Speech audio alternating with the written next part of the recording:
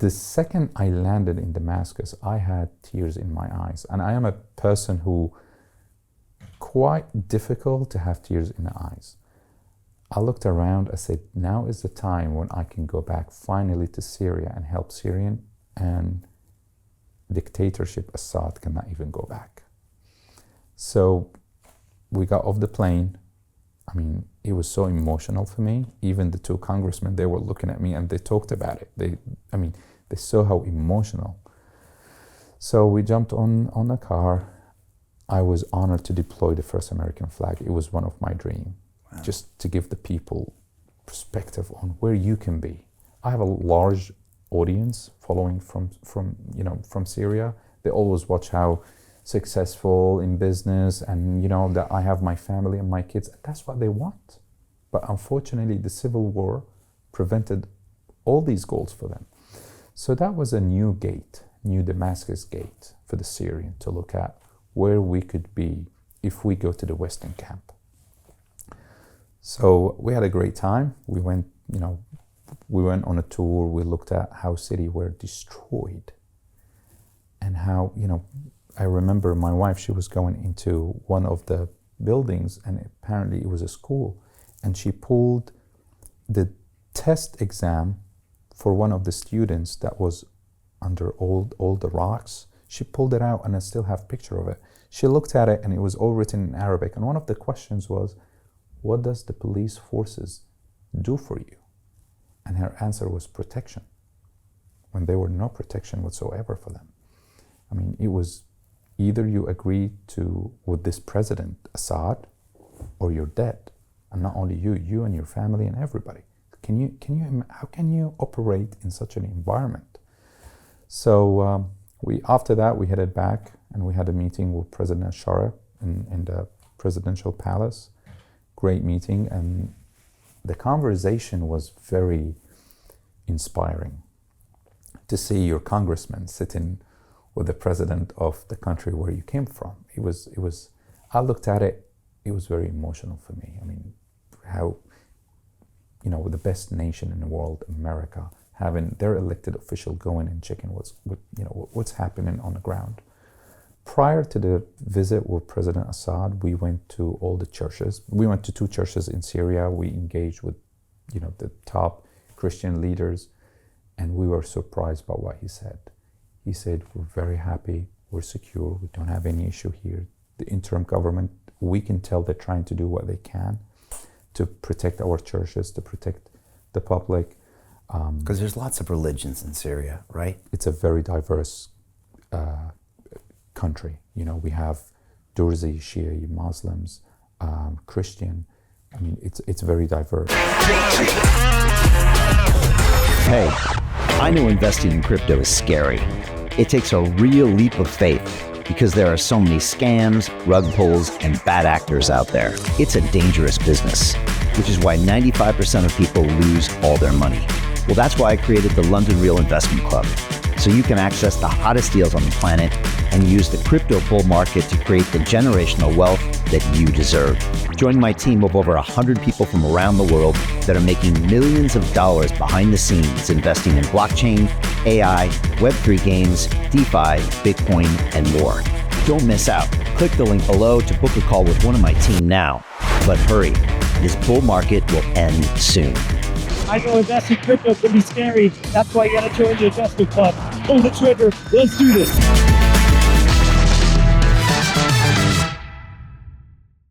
And all these people, they live side by side. I mean, you can go to a building, you can see Muslim, Christian, Druze, Alawi, all type of religion. They're all in the same building. They live together. They're like family. And that's what makes Syria a very unique culture. And we want to restore this culture.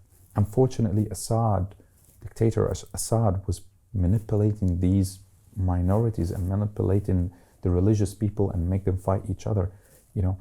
That's how you control them. That's how we divide and conquer. So this is why he lost it that long. This is why he lost it 15 years after the civil war. But luckily he's out of it now. People are more excited to be back together. I mean, they're flying from all over the world. If you want to go fly to Syria, probably is one of the most expensive airline tickets right now. Really? All the airlines are full, all the planes are full. I mean, they have coming from Europe, Turkey, GCC countries, and hopefully they will open a lot more as well. And so that was your visit. Anything else that you want to talk about with the congressman surprised? Well, the congressman was surprised about a lot of things, especially listening to President Sharaa, given the fact that he had a tough history and people were talking about it all the time. So we went to the palace, we sat with the president. He was a very pragmatic guy, sat down, and one of the things that the congressman told him, he said, I would like to have this conversation. I want to take the presidency away. I want to take my US official away. We want to talk here to see how we can collaborate, how we can make sure the Syrians are going to thrive today.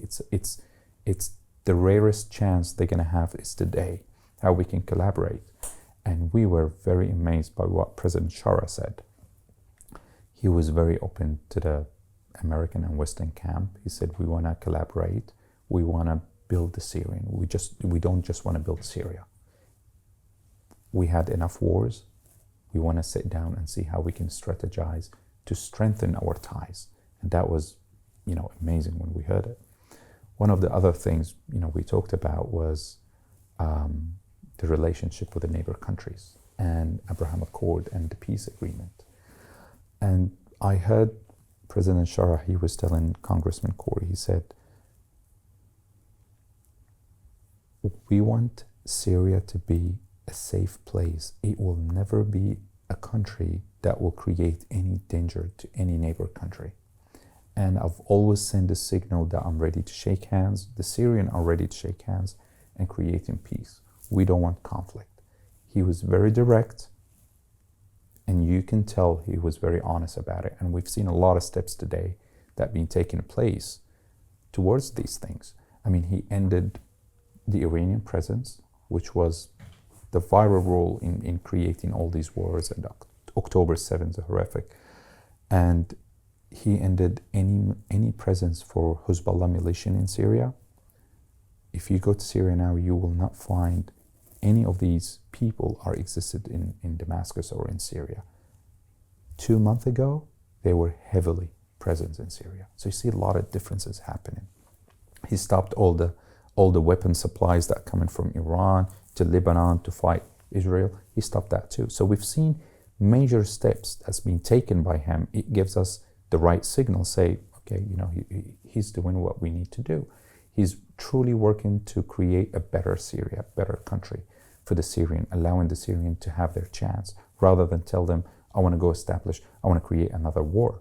So we sense that he's a man turning into economy, into prosperity, into an ecosystem that allows the Syrian to thrive again. He doesn't want Syrian to be surviving mode. He wants them to be on a thriving mode. And that was, very optimistic for us. We were very happy. One of the things that I looked when I was in the palace, the presidential palace is built on a hill, and you can kind of see Damascus from that hill. So looking through the window, I mean, I couldn't believe President, the previous Assad, I wouldn't call him even president, the dictator Assad, used to stand on the window looking at the city being bombarded and killing his own people, and he was okay with it. But today is a major change. Today we're seeing optimistic things. Today we're seeing the Syrian, the falling of Assad. We were all nervous. We thought it's going to turn into a vacuum. We said, oh my God, what's going to happen? But this guy came in and he truly united everybody, and he tried to minimize as much as possible any unlikely event to happen in Syria. And that's where we were happy about. And that's where you see Trump administration saying, okay, he's been doing these steps. We got to work with him. We don't want to create another Iraq. We don't want to create another Libya. So we're taking the right steps here. And that's what makes us very optimistic. How do you get out of a rat race? How do you create wealth not only for yourself, but also for the generations to come after? I am absolutely amazed with the quality of companies that we're getting exposure to. We go on to Zoom calls with the innovators and the folks who are building new applications in metaverse, blockchain, artificial intelligence, decentralized finance. What's going on, everybody? Thumbs up if you can see me. We are focusing on early stage investment. And the quality of people that we're getting exposure to, whether it be Dan Tapiero with 1RT, Jason Ma from Open, Yatsu from Animoca. It's been a phenomenal experience thus far. It has far exceeded my expectations. We are focusing on cutting edge technologies. I view it now as the best investment I've ever made. The upside I view is unlimited. And as a retail investor, I would never get this exposure anywhere else outside of Investment Club. See you in the Investment Club.